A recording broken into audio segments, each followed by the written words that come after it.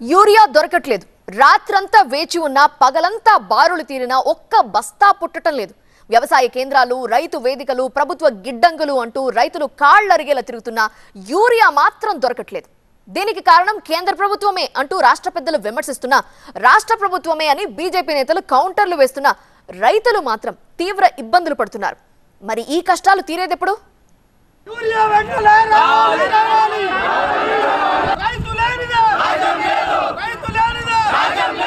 తెలంగాణలో యూరియా కొరత రైతును ఆవేదనకు గురిచేస్తుంది. ఓవైపు రైతు నాట్లు వేసి పంట దిగుబడి పెరిగేందుకు యూరియా కోసం పడిగాపులు కాస్తున్నాడు. మరోవైపు షాపుల్లో ఎరువులు కరువయ్యాయి. ఇటు తెలంగాణ కాంగ్రెస్ ప్రభుత్వం, అటు కేంద్ర ప్రభుత్వం రైతులకు కావలసినంత యూరియా ఎందుకు ఇవ్వలేకపోతున్నాయి? రైతులు రోజంతా ఈ యూరియా కోసం పడిగాపులు కాస్తూ నానా తిప్పలు పడుతున్నారు. మరోవైపు యూరియా బ్లాక్ లో కూడా దొరకట్లేదు. డబుల్ ధర కంటే ఎక్కువ ధరకు అమ్ముతూ రైతుల్ని నిలువునా దోచేస్తున్నారు. కరీంనగర్ జిల్లా తిమ్మాపూర్ మండలం మస్తులాపూర్ వ్యవసాయ సహకార సంఘం దగ్గర రైతులు పెద్ద ఎత్తున ధర్నా చేశారు. మాజీ ఎమ్మెల్యే రసమై ఇందులో పాల్గొన్నారు. వరంగల్ జిల్లా ఖానాపూర్ మండలంలో తీవ్ర ఉద్రిక్తత నెలకొంది. యూరియా కోసం ఒకేసారి వందలాదిగా రైతులు తరలివచ్చారు. తెల్లవారుజామున 3 గంటల నుంచే రైతు వేదిక దగ్గర బారులు తీరి నిలబడ్డారు. వచ్చింది 400 బస్తాలు. రైతులు వందలాది మంది రావడంతో అక్కడ ఉద్రిక్త పరిస్థితులు కనిపించాయి.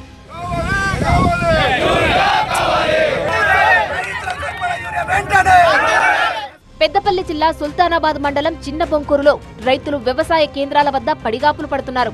ఇక సిద్దిపేట జిల్లా దుబ్బాకలో ప్రధాన రహదారిపై బైఠాయించి నిరసన తెలిపారు రైతులు. ప్రభుత్వం వెంటనే యూరియా సరఫరా పెంచాలని డిమాండ్ చేశారు. రోజు 4 గంటలు 5 గంటలకు వచ్చి లైన్లో నిలబడి మరిపోటు జరుగుతుంది. మరి తక్షణమే ప్రభుత్వం చర్య తీసుకొని తక్షణమే యూరియా తెచ్చి అందరికీ అందించాలి. తెలంగాణలో యూరియా కొరత ఇప్పుడు పెద్ద సవాలుగా మారింది. రాష్ట్ర ప్రభుత్వం ఈ విషయంలో కేంద్ర ప్రభుత్వంపై ఆరోపణలు చేస్తుంది. ముఖ్యమంత్రి రేవంత్ రెడ్డి ఎక్స్ లో పోస్టు చేసిన వీడియోలో కేంద్రం రాష్ట్ర రైతుల అవసరాలను పట్టించుకోవడం లేదని విమర్శించారు. కేంద్రం ఏమంటోందంటే ఎంత యూరియా కావాలో సరిగ్గా చెప్పలేదని, అందుకే ఈ పరిస్థితి వచ్చిందని రాష్ట్ర ప్రభుత్వాన్ని తప్పుపడుతుంది. ఎవరి వాదన వాళ్లు బాగానే వినిపించుకుంటున్నారు, కానీ రైతులకు అన్యాయం జరిగిపోతోంది. ఈ నేపథ్యంలో హైదరాబాద్ ప్రెస్ క్లబ్ లో రౌండ్ టేబుల్ సమావేశం జరిగింది. దీనికి ప్రతిపక్ష నేతలు హాజరయ్యారు. యూరియా కొరతకు రేవంత్ సర్కార్ చేతగానితనమే అంటూ విమర్శలు చేశారు. కేంద్ర ప్రభుత్వం దగ్గర పోయి చేతులు కట్టుకొని విన్నవించి రైతుల పక్షాన తప్పేం లేదు, అయా మేము సక్క చేసిన తర్వాత సంగతి, ముందు అవసరమైనంత మా రైతుల్ని ఆదుకో, తర్వాత తప్పకుండా ఇద్దరం కలిసి మాట్లాడుకుందాం అని చెప్పి వేడుకొని రైతులకు అవసరమైనటువంటి ఫర్టిలైజర్ ను తక్షణం అందుబాటులో పెట్టాలని చెప్పి. బీజేపీ నేతలు మాత్రం దేశంలో ఎలాంటి యూరియా కొరత లేదంటున్నారు. త్వరలోనే యూరియా వస్తుందని, దీనికి రైతులు ఆందోళన చెందాల్సిన అవసరం లేదంటున్నారు. 1 కేజీ కూడా ఇప్పటి వరకు తెలంగాణ రాష్ట్రానికి రావాల్సిన యూరియా తగ్గలేదు, తగ్గదు కూడా. అవసరమైతే ఇంక మరింత ఇస్తారు. యూరియా అందుబాటులో ఉంది, అంతటా ఉంది. ఇంకా ఒక మాట చెప్పంటే దేశంలో యూరియా వాడకం చాలా మటుకు తగ్గించారు.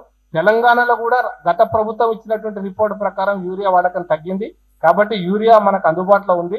దానికోసం రైతులు ఈ రోజు బెంబేలు పడాల్సిన అక్కర్లేదు, మార్కెట్ లో పోయి లైన్ నిలబడాల్సిన అక్కర్లేదు. రాష్ట్రం యూరియా సరఫరా కోసం పదే పదే విజ్ఞప్తులు చేసినా కేంద్రం స్పందించలేదని రేవంత్ రెడ్డి ఆవేదన వ్యక్తం చేశారు. కేంద్ర మంత్రులు కిషన్ రెడ్డి, బండి సంజయ్లు ఈ విషయంలో నిర్లక్ష్యం చూపిస్తున్నారని ఆరోపించారు. అసలు కేంద్రమే అరకొర యూరియా సరఫరా చేసిందంటూ పీసీసీ చీఫ్ విమర్శలు చేశారు. ఇలా యూరియా రాష్ట్రానికి రావాల్సిన పరిపూర్ణమైన వాటా ఇవ్వకుండా అరకొర యూరియా సప్లై చేసి ఇక్కడ రైతాంగాన్ని ఇబ్బందులు గురి చేస్తూ ఉంది. రాష్ట్ర ముఖ్యమంత్రి, వ్యవసాయ మంత్రి ఎన్ని మార్లు లెటర్లు రాసినా కేంద్ర ప్రభుత్వం పట్టించుకోవట్లేదు. యూరియా లేకపోతే పంటలు సరిగ్గా పండవు. దీనికి ప్రత్యామ్నాయం లేదు. ప్రత్యామ్నాయ ఎరువుల గురించి పరిశోధనలు జరుగుతున్నాయి. అయితే ఇప్పటికీ సమర్థవంతమైన పరిష్కారం దొరకలేదు. అందువల్ల ప్రభుత్వాలు తమ రాజకీయ పంతాలను పక్కన పెట్టి రైతుల సంక్షేమమే ధ్యేయంగా ముందుకు అడుగులు వేయాలి.